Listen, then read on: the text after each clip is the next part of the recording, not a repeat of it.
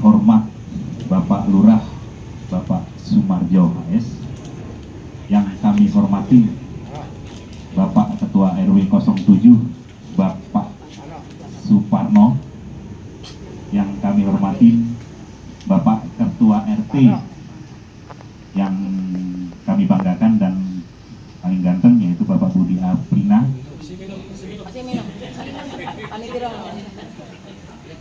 Yang kami hormati Ketua Bank Sampah Ibu Sari Ningsih, selamat datang.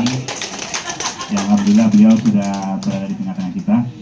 Yang kami hormati Ketua Program Studi Bapak Teddy Daniar. Yang kami hormati seluruh dosen Teknik Industri Universitas Pamulang. Yang kami hormati seluruh masyarakat atau warga perumahan perumahan Benua Indah Pabuaran Tumpeng, yang alhamdulillah hari ini sudah hadir di sini di lokasi PKM.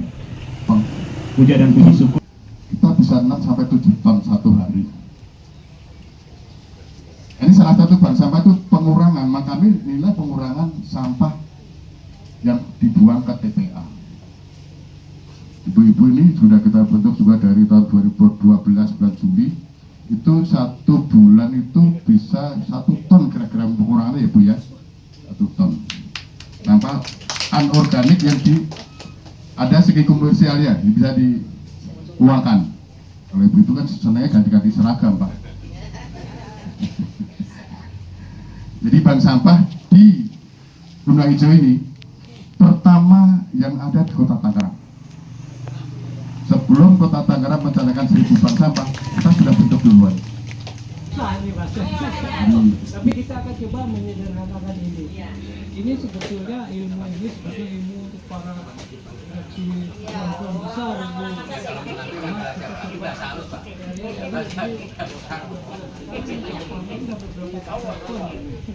Mungkin apa penyelenggaraannya bisa seperti ini juga. Jadi kita akan lihat bagaimana akan memitigasi itu mengurangi risiko terkontaminasi sampah. Karena tadi sudah sampaikan bahwa sampah itu pasti dan baik. Selanjutnya kita sudah semua tahu lah ini ya, bank sampah fungsinya apalah. Jelas di situ mengumpulkan produk, kemudian hilang, daur ulang dan sebagainya. Kemudian aktivitasnya kan termasuk ini kan Bu ya, latihan, pemilangan juga ada. Sebetulnya ini sebenarnya sudah dilakukan di sini. Cuma kita kadang-kadang begini Bu, ketika kita menghadapi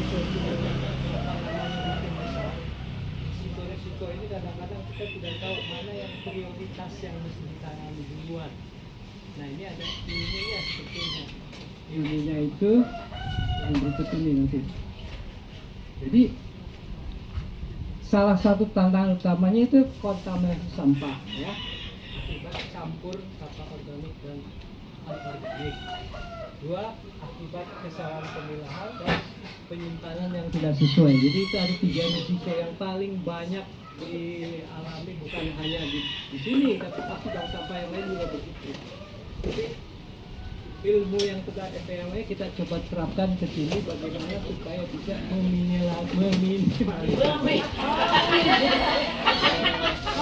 meminimalisir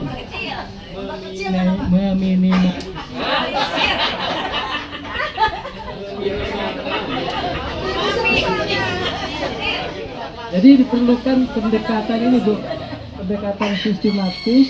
Ini kalau saya juga buka ini pendekatan sistematis. Jadi ini tujuan kita ke sini adalah mengidentifikasi potensi kegagalan ya.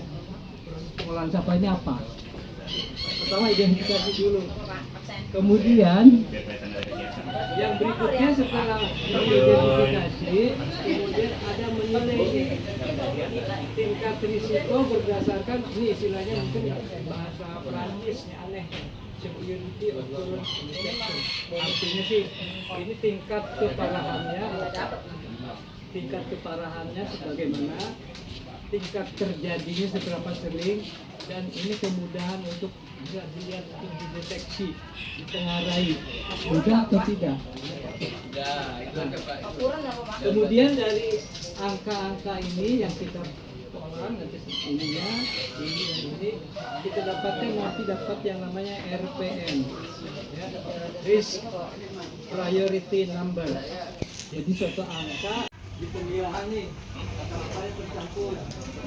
Yang pertama apa? Ini 3 lulus untuk dipilih maksudnya untuk bisa diterima oleh akhirnya kita sendiri yang lebih dulu ya kan, pengangkutannya waktu diangkut langsung bocor, atau pada pengumuman juga sampai terlalu lama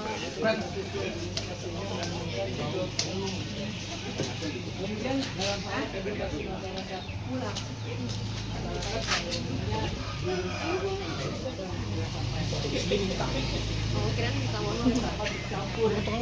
dari awal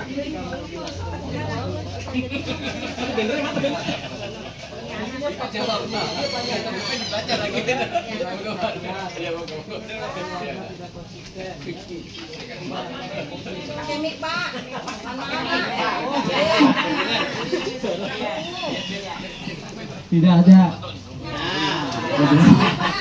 tidak ada itu SOP-nya nih.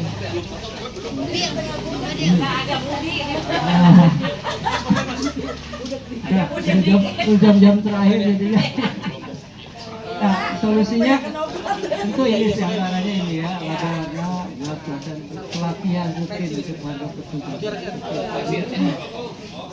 Nah, ini metodenya tadi ini yang namanya sangat tidak berbahaya. Nah, itu terjadinya sering terjadi ya, setiap kali paling sering terjadi, jarang terjadi, diantaranya mungkin agak sering.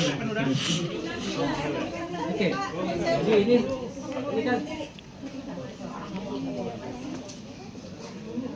ini kan ada risikonya.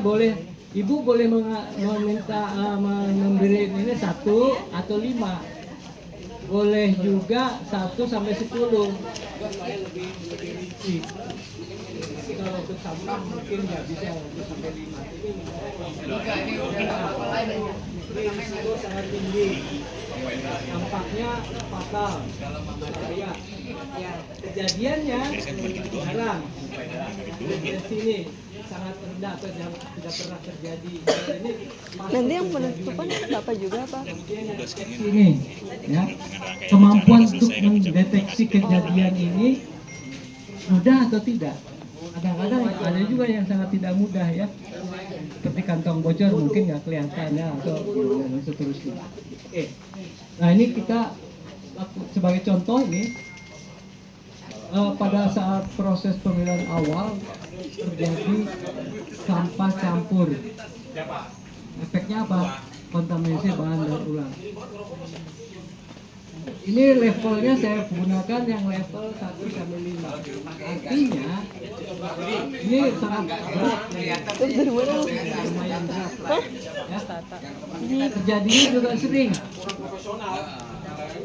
Kesulitannya untuk mendeteksi agak sulit ya, gampang-gampang sedikit lah. Akhirnya dia dapat perkaliannya 4 kali 4 kali 3 berapa tuh Bu? Salah nggak gitu bisa. 16 kali 3 48 ya. Nah, di antara angka-angka ini tadi mulai dari pemilihan pengangkutan yang paling besar tuh dari antara 48 dan yang ini, yang paling prioritas yang nanti harus kita betul-betul awasi. Tindakannya apa? Macam-macam, nanti ibu bisa memutuskan sendiri. Tindakan di sini berarti perlu pelatihan pemilahan. Misalkan ini saya memberikan contoh aja, pemberian label warna pada wadah supaya ini gampang gitu kan. Kemudian yang pengangkutannya, ketika pengangkutan gunakan kantong khusus. Kemudian ada aturan tata cara untuk mengangkut supaya. Kemudian yang penyimpanan, tapi lihat kalau dilihat dari sini mana yang prioritas, antara ini dan ini yang lebih prioritas. Ya, jadi edukasi masyarakat berarti perlu sekali ini. Kalau dilihat dari sini. Nah, nanti ibu-ibu punya nilai sendiri. Jadi bukan saya, ini kebetulan contoh aja. Jadi ibu-ibu sebagai yang ini misalnya, oh terjadinya setiap hari nih, pasti ada nih. Mungkin 5 poinnya. Sehingga dapat kalau 5 kali 5 kali 5 berapa, Bu? 120. 25 kali 5, 125. Nah, itu paling tinggi. Pintar, Bu. Tapi ingat, biasanya di sini di atas sekitar 50-60 itu sudah cukup merupakan kewaspadaan. Karena misalnya 4 kali 5, 20 kali 5 aja sudah berapa? 100. Jadi udah di bawah. Jadi ini kira-kira seperti ini. Jadi ilmunya sebetulnya kalau dipakai di manajemen di perusahaan juga begini sebetulnya. Hanya bagaimana kita memprioritaskan atau memberi level tadi 1, 2, 3, sampai 4, mungkin sampai 10 ke 20. Tapi kalau di sampah mungkin bisa aja, bisa. Kerajinan Pak. Kerajinan. Tapi nanti ini keputusannya ketua yang sebagai ini yang atur kira-kira ini berapa nih, ya. Kira-kira di mana nih daerah-daerah? Ada 4 biasanya di daerah ini, ya. Jadi itu secara sederhana seperti itu. Nah, ini contoh yang lain juga. Kalau ini kalau levelnya level 10 nih, sehingga ada yang 240. Ini yang sering terjadi nih. Tujuan maka diharapkan pelatihan dan seterusnya tadi, ya. Oke. Nanti saya kira atau tidak lanjut ya, Pak? Atau lanjut. Jadi tindak lanjut kita atau nanti mungkin yang rencana kita di Unpam ini, kita coba akan membuat SOP visual, bagaimana membuat suatu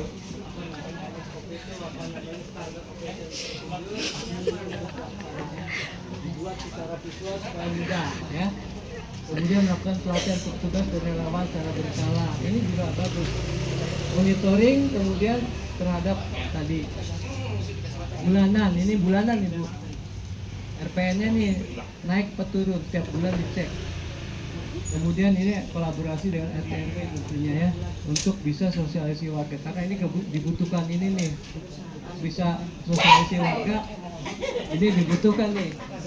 Ada satu keputusan perintah dari RW untuk harus mengikuti ini sosialisasi. Oke, baik, penutupnya makanya mudah-mudahan ini kan segera diharapkan dapat meningkatkan.